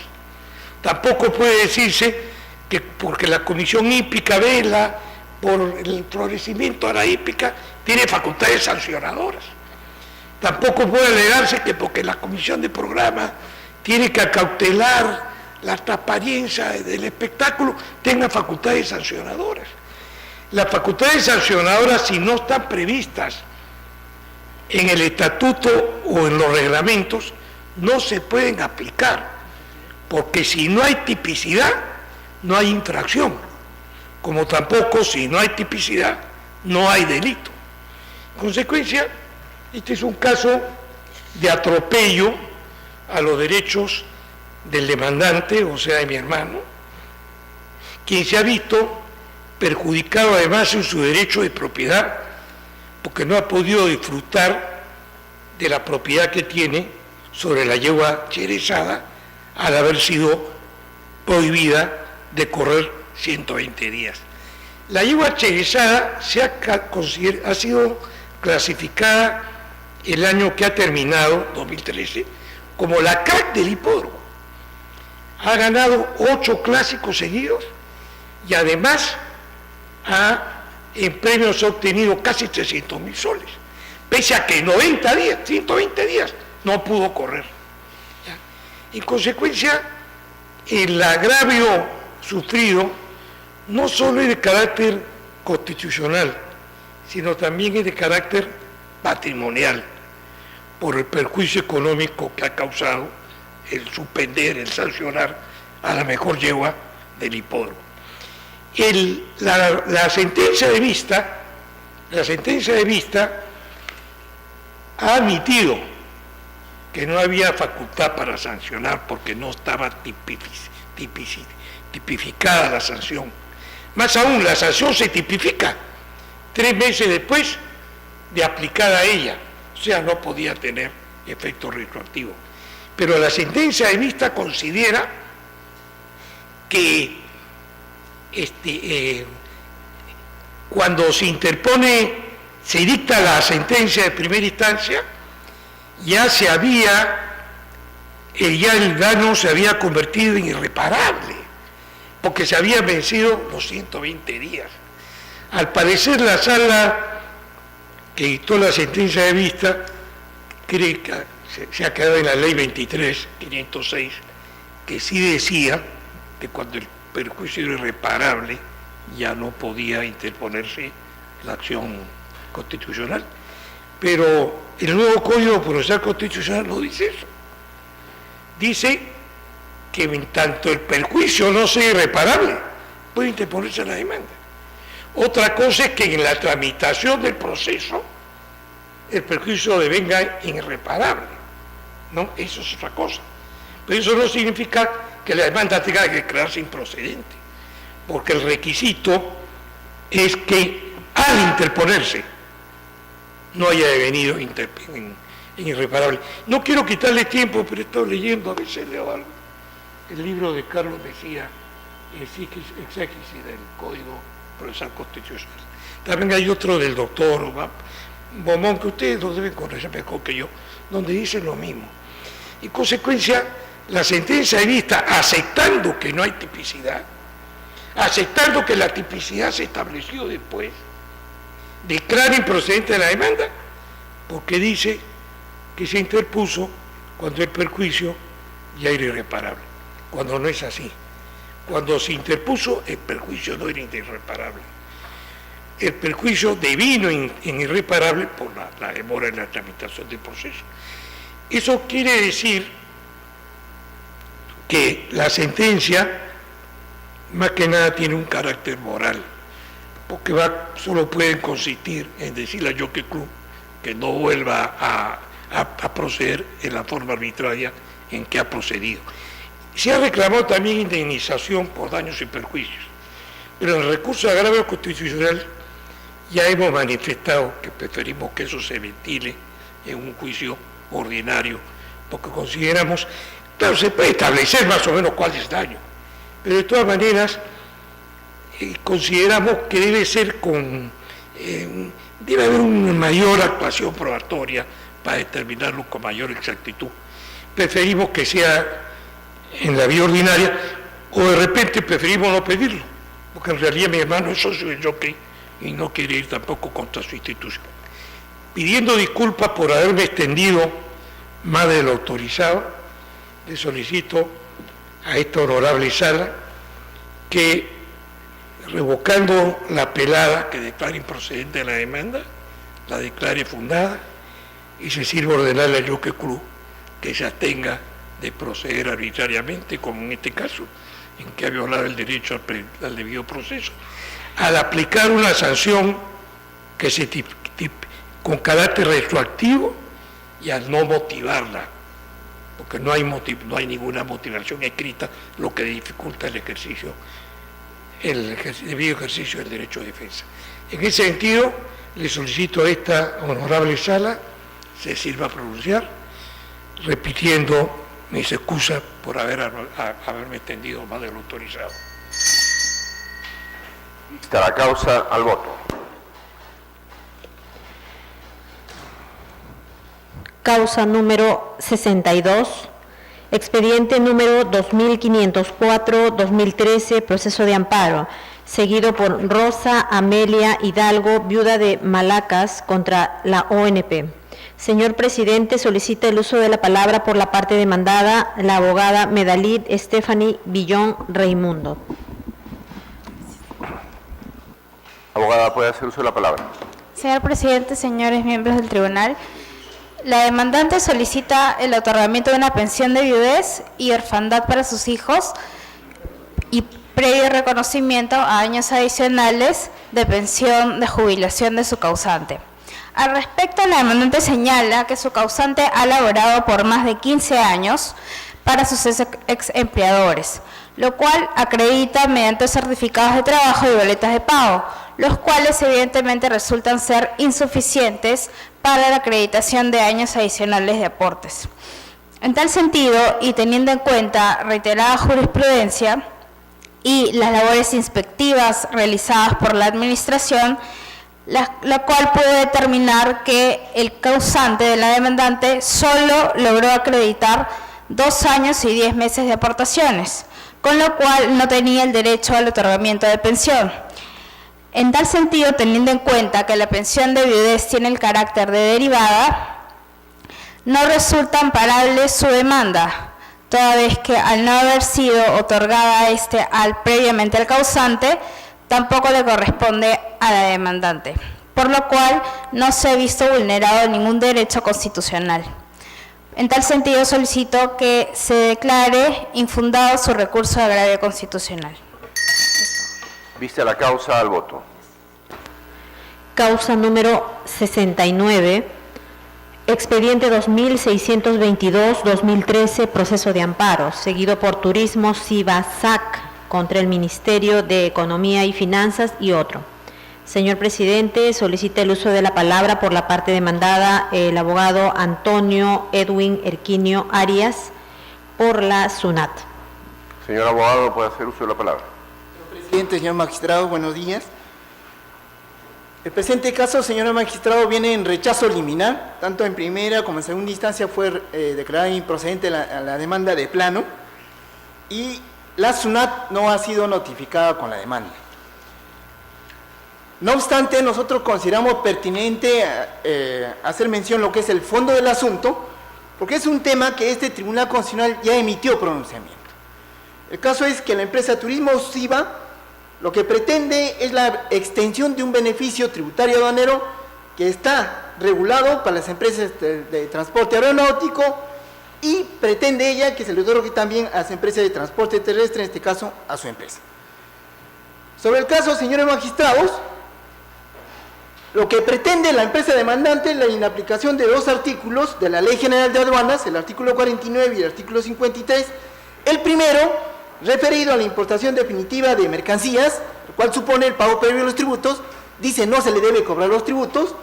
Y el segundo, el artículo 53, que permite la importación temporal de mercancías o admisión temporal para exportación en el mismo estado, por el cual se permite el ingreso de mercancía por un periodo determinado, dentro del cual o reexporta o lo nacionaliza, pero dentro del plazo tiene que pagar los tributos.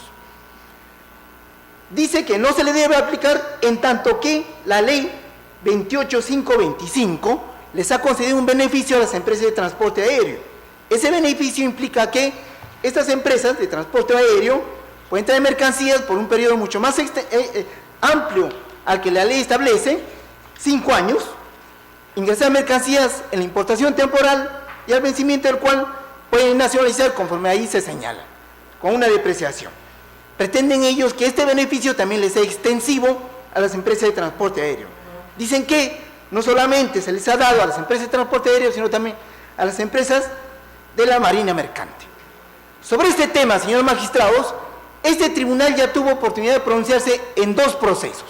El primero, el caso de Transporte Flores Hermanos, expediente 2210 del año 2007, proceso de amparo, y el segundo, expediente 2861-2010, proceso de amparo, seguido precisamente por Turismo SIVA. Si bien es cierto que en un primer momento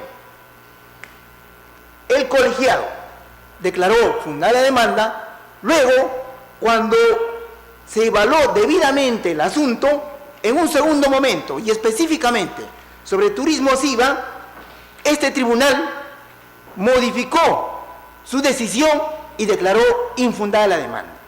Hubo dos magistrados, el que inicialmente habían concedido el amparo y luego en un segundo momento, en el caso específico de Turismo SIVA, variaron y sustentaron su posición de por qué ahora asumían una posición distinta a la que originalmente se había dado.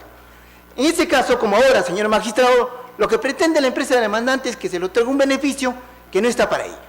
Dicen ellos que se está afectando el principio de igualdad, en tanto que lo que hacen las empresas de transporte aéreo, marina mercante, también lo hacen ellos como empresas de transporte terrestre. En ese caso, señores magistrados, el 2861-2010 se evaluó debidamente lo que es el principio de igualdad y se aplicó al caso de autos. ¿Qué es lo que dijo el Tribunal Constitucional? Dijo que son cosas distintas. El transporte aéreo y el transporte terrestre son servicios que se prestan de diferente forma. Uno es más rápido, el costo en uno es mucho más elevado, las rutas que uno presta no son a todo el país, sino ciertas rutas donde hay aeropuertos, la cantidad de pasajeros que transportan uno y otro es distinto, el costo de los pasajes también es distinto respecto al transporte aéreo frente a lo que es el transporte terrestre. Pero lo que tuvieron en mayor consideración es el grado de siniestralidad y de cómo este beneficio no en sí beneficiaba o no directamente al que era el usuario del servicio, que esto es los pasajeros. Se vio en ese caso que, si bien podrían darse el tratamiento beneficioso a las empresas también de transporte terrestre, se veía que no, en sí, no lo trasladaban a los usuarios del servicio. Por tanto, decían que no había igualdad de ambos servicios, y lo que no correspondía en ese caso era igualarlo, sino hacer lo que la ley señala, distinguir acá un tratamiento diferenciado y no un tratamiento discriminatorio. Siendo tratamiento diferenciado, cabe que la ley puede otorgar un trato distinto a uno y otro servicio. A transporte aéreo sí, a transporte terrestre no. Hace un rato también la SUNAT, a través de otro abogado, hablaba de otro tipo de beneficio que se presta a este tipo de servicio, el transporte terrestre. Como vemos, dependiendo del tipo de transporte, se conceden diferentes tipos de beneficios. Dependiendo del tipo de servicio que se prestan, se conceden diferentes tipos de beneficios. Y por eso precisamente es que se llaman beneficios tributarios aduaneros. Porque si fuera un trato general para todos, ya no serían beneficios. En conclusión, señores magistrados, habiendo señalado este Tribunal Constitucional que en ese caso lo que hay un trato diferenciado y no discriminatorio, nosotros consideramos que la demanda, si es que se entra a fondo del asunto, debería ser declarada infundada en todos sus extremos. No obstante, consideramos también que las decisiones de primera y segunda instancia están de acuerdo a ley y el rechazo liminar debe ser confirmado por este Supremo Tribunal. Es todo, señor magistrado. Vista la causa, al voto. Causa número 81, expediente 2701-2013, proceso de amparo, seguido por Agroindustrial al Oeste del Paraíso S.A. contra Quimpac S.A. Señor presidente, solicita el uso de la palabra por la parte demandante la abogada Gisela Elena Vizcarra Helfer. Abogada, puede hacer uso de la palabra. Señor presidente, buenos días, señores magistrados. El motivo de mi presencia en este momento es para declarar que esta demanda sea fundada. A continuación voy a pasar a dar las razones por las cuales creemos que debe ser así. Antes de esto voy a hacer una pequeña aclaración. La empresa agroindustrial al Oeste del Paraíso, en el año 1990, específicamente el 18 de noviembre, presentó la solicitud de petición de dichos terrenos ubicados en el distrito de Huacho, ante la Unidad Agraria Departamental de Lima y Callao. Esta solicitud fue admitida y con la resolución número 227 del año 92 se le resuelve dar la preferencia de adjudicación de la reserva de derecho ante los registros públicos. Esta petición se alargó por diferentes procesos legales que culminaron en una casación el 2003 a favor de la empresa agroindustrial, en donde se determinó que mi representada continúe con el trámite hasta su culminación, la misma que terminó con la resolución directoral 048-2006 AG-PET. Con esta resolución recién se le permitía a la empresa iniciar los trámites para el uso del agua, pues estaban pidiendo unos terrenos eriazos. Así es que hacen toda la petición del agua, demorándose aproximadamente 5 años, en donde culmina con la resolución administrativa 102 de mayo del 2011. Autorizándoles recién para poder comenzar a realizar los trabajos en los terrenos en donde verdaderamente se comenzaron los problemas. Es ahí donde la empresa traslada a su personal para comenzar a hacer los trabajos pertinentes y la empresa Quimpac S.A. Les impide el ingreso por el servicio de vigilancia, utilizando incluso hasta armas. Al ver este acto tan agresivo, la empresa agroindustrial solicita garantías a la gobernación. Ella autoriza para que se haga una inspección ocular y la empresa Quimpac niega el ingreso tanto a la gobernación como a los representantes de la empresa Quimpac, diciendo que son posesionarios y mencionan que tienen un juicio de prueba anticipada de fecha 12 de octubre del 2009, con la cual en forma arbitraria quieren quieren apropiarse de 17.600 hectáreas, que lógicamente dentro de esas hectáreas están los terrenos de la empresa agroindustrial. Esta inspección ocular que se realizó fue grabada y eso se pone como prueba en la demanda en las fojas 43, 48 y 49. Pruebas que los juzgadores no consideran idóneas para crear convicción en el juzgador al momento de emitir sentencia, como constan en los fundamentos 6 y 7 de la resolución número 7 de fecha 15 de octubre del 2012, en donde el juzgado mixto constitucional laboral transitorio de Huaura y en la resolución de vista número 14 de fecha 10 de abril del 2003, en el primero y segundo considerando, manifiestan que los magistrados sostienen que no hay una prueba fehaciente por la cual se demuestre que se está impidiendo el ingreso libre y desplazamiento.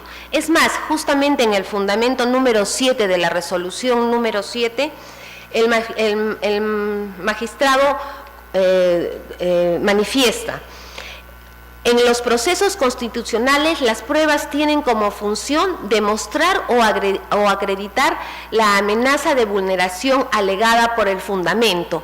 En nuestro caso, el video y el audio descartados por el juzgador justamente estaban demostrando fehacientemente de que se estaba cometiendo el abuso de impedirle a mis patrocinados el libre tránsito y la libre disposición del bien. En los fundamentos número 9 de esta misma resolución número 7, el magistrado también hace mención que no puede dilucidarse pretensiones que tengan como finalidad la restitución de un derecho fundamental cuya titularidad sea incierta o litigiosa, o que se fundamente en hechos contradictorios o contravertidos, o que requieran la actuación de medios probatorios complejos.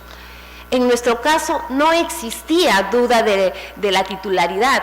Es más, se presentó un documento a registros públicos para que ellos nos deliberen qué cosa es lo que a nosotros nos correspondía como propietarios. Y en el oficio número 782 del 2011 concluye: cada una de estas partidas registrales, aunque se encuentran más o menos vinculadas en el uso compartido del uso, siempre tendrán vida jurídica autónoma, tal como se establece en la Ley 2505, Ley de la Inversión Privada, quedando perfectamente limitada que la propiedad del suelo para mi representado y el subsuelo para la parte demandante. En la resolución número 14, también en el considerando número 7, el magistrado reconoce que Quimpac jamás presentó una sola prueba, pero sin embargo hace soslayar la aplicación del artículo 70 de la Constitución, en donde sabemos perfectamente que este artículo se trata del derecho de propiedad inviolable. ¿Cómo podemos hablar de un derecho de propiedad inviolable cuando Quimpac jamás ha acreditado de que es propietaria y sin embargo mi representada con títulos y con inscripciones en registros públicos ha demostrado fehacientemente que son los propietarios? Es mismo, en esta resolución, también en el último párrafo del considerando número 6, el magistrado manifiesta: toda vez que la demandada empresa Quimpac S.A. se encuentra posesionada, esto quiere decir que no está demostrando que tiene un título en el bien sublitis, incluso con servicio de vigilancia particular dentro del área a la que pretende ingresar el demandante. Pretende ingresar como si fuera un intruso, cuando él está acreditando de que es propietario. Este tipo de opiniones a mí me sorprenden profundamente, porque se supone que quien está emitiendo esta opinión es un administrador de justicia y le está dando mayor prioridad a un posesionario que está de forma violenta impidiendo el pase a mi representado, que es el que ha demostrado de forma fehaciente de que es el titular. Y es más, en el considerando 8 de esta misma resolución 14, el magistrado hace referencia que la parte demandante ha sustentado y acreditado su propiedad sobre las unidades catastrales de forma fehaciente, y que por el otro lado el título de concesión minera que ostentaría. Nos está diciendo que ni siquiera han presentado un documento y que ellos están dando por certeros. Es decir, que Kimpac no acreditó absolutamente nada y que el magistrado, en base a un supuesto, está sentenciando. Para concluir, señor presidente y señores magistrados, se ha llegado a las siguientes conclusiones. Se ha interpretado en forma errónea que existen dos títulos de propiedad y que se tiene que probar la primacía uno sobre el otro, cuando en realidad son títulos de propiedad de bienes distintos. Se está hablando del suelo y del subsuelo. La empresa Kimpac S.A. no ha presentado ningún documento que acredite la propiedad del terreno en cuestión, pero sin embargo se le está dando veracidad solamente al hecho de su palabra, dejando los juzgadores invalidando las pruebas fehacientes que mi representado ha presentado como propietario de los terrenos en cuestión. El fundamento de nuestra demanda, señor presidente y señores magistrados, es el acudir a buscar justicia a los tribunales peruanos para que de forma judicial se ordene a Kimpac S.A. desaloje el bien que está ocupando ilícitamente y que nos deje disponer de nuestros derechos constitucionales, tanto de libre empresa, libre tránsito y libre disponibilidad.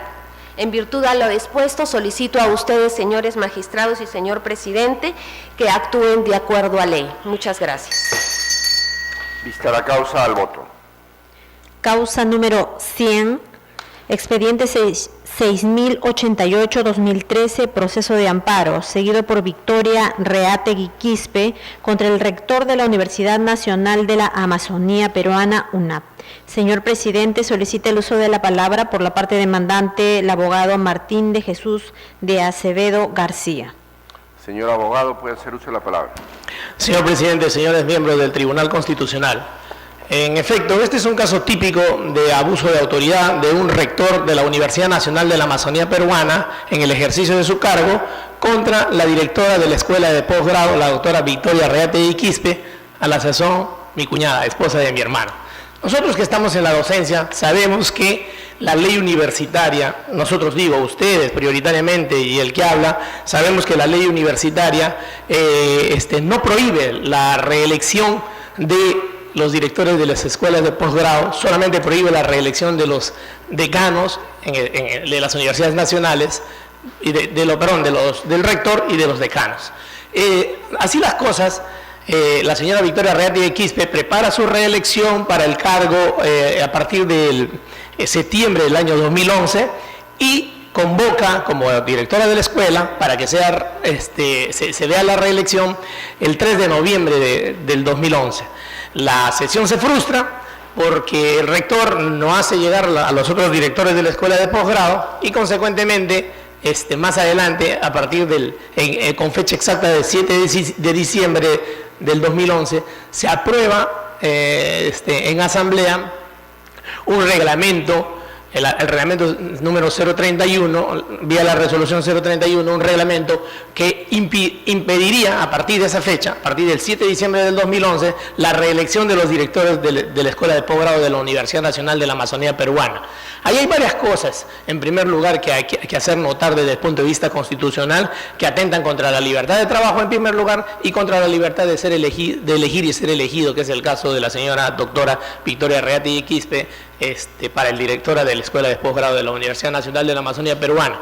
Primero, que no se puede expedir normas con nombre propio, como es este caso, se saca un reglamento de elección de autoridades nuevo, se modifica para agregar contra la ley el impedimento de ser reelegidas en el cargo, es decir, impedir que a partir de la fecha se reelijan en el cargo.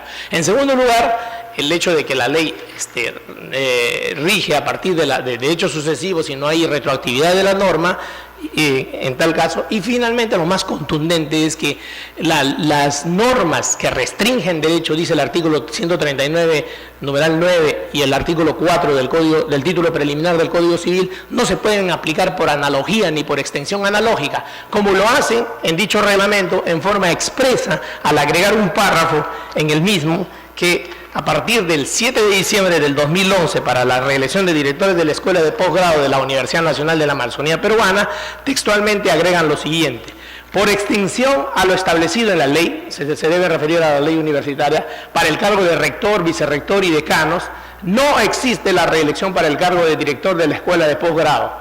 Y entre paréntesis, como que es un copy-page, entre paréntesis ponen informe legal de la Oficina de Asuntos Legales de la Universidad Nacional de la Amazonía Peruana del 27 de octubre del 2011. Lo recogen de esta manera, de esta forma absolutamente arbitraria, en esos términos y con ese tenor, con lo cual se termina consumando la violación del derecho a la libertad del trabajo y a la libertad de elegir y ser elegida. En primera y segunda instancia no le dieron la razón a la señora Victoria Reati de Quispe, a pesar de que en primera instancia el mismo juez en mayo del 2011 le concede la medida cautelar por la violación de su derecho a trabajo. 4 meses después, en septiembre, dice no, porque el nuevo reglamento impedía la reelección y ya estaba vigente. En segunda instancia, la sala sostiene que en este tema de la extensión analógica solamente ha habido una mala redacción técnica del término, pero que en el fondo está bien que se diga que la ley puede restringir derechos de esta naturaleza. Por eso es que ampara esta resolución, esta sentencia de primera instancia, y la ratifica, confirmándola. Señor abogado, sí. El magistrado Gerardo Eto le va a formular una pregunta. Gracias. Para aclarar un tema, actualmente este cargo de la dirección de escuela de posgrado lo tiene otro profesor. No, ella está en el cargo de repuesta por una medida cautelar del juzgado de primera instancia. ¿Lo sigue teniendo? Sí, en estos momentos sí. Lo cual significaría que haya un control del tribunal respecto al reglamento que establece esta vez ya que no prospera la reelección, ¿no? Lo que pasa es que el juez de primera instancia le otorga la medida cautelar por la libertad de trabajo y 4 meses después le saca la sentencia en contra diciendo que el reglamento estaba vigente. Pero explíquenos un poco el reglamento. ¿Este reglamento en qué fase se ha dado?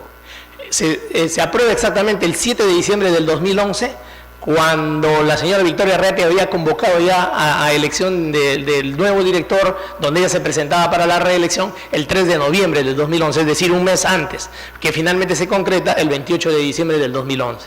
Pero la 23.733, ley universitaria, no prohíbe la reelección, salvo para los decanos y los rectores, se está informando. Efectivamente.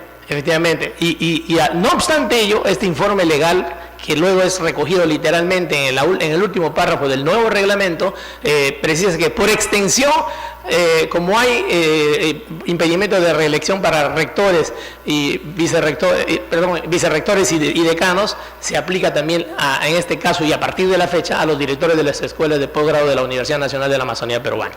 Gracias. 2 cosas últimas, señor presidente, para terminar, para no agotarles.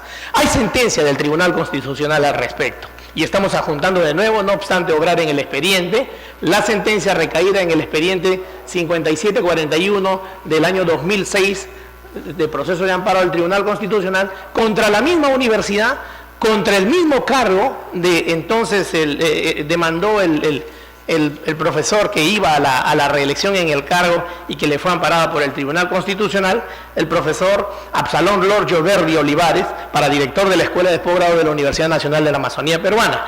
Sentencia del 11 de diciembre del 2006, dado por este Tribunal Constitucional a través de los doctores González Ojeda, Bardelli Lartirigoyen y Landa Arroyo.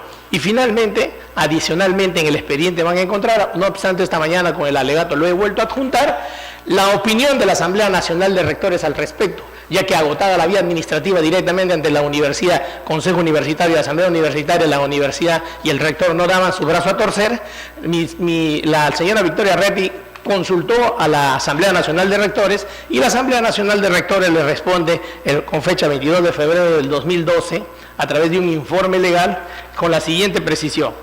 En efecto, se precisa lo siguiente. La ley debe precisarse que la prohibición para reelección de autoridades conforme a la ley 28637 es solo para rector, vicerrectores y decanos. Precisa el informe de la Asamblea Nacional de Rectores que fue solicitada por la señora Victoria Reati Quispe. Por esas consideraciones, señor presidente, señores magistrados, venimos a pedir que se declare nula la sentencia de segunda instancia, que a su vez ratificó la sentencia de primera instancia que declaró improcedente la demanda de la señora Victoria Reati contra el rector y la Universidad Nacional de la Amazonía Peruana por atentar contra su libertad de trabajo y su derecho a elegir y ser elegida en el cargo de directora de la escuela de posgrado de dicha universidad. Gracias. Vista la causa, al voto. Señor presidente, doy cuenta a usted que en las demás causas programadas para el día de hoy no hay informes orales por no haberlo solicitado conforme al reglamento o porque no se han apersonado para realizarlo. Al voto las demás causas. Se levanta la audiencia.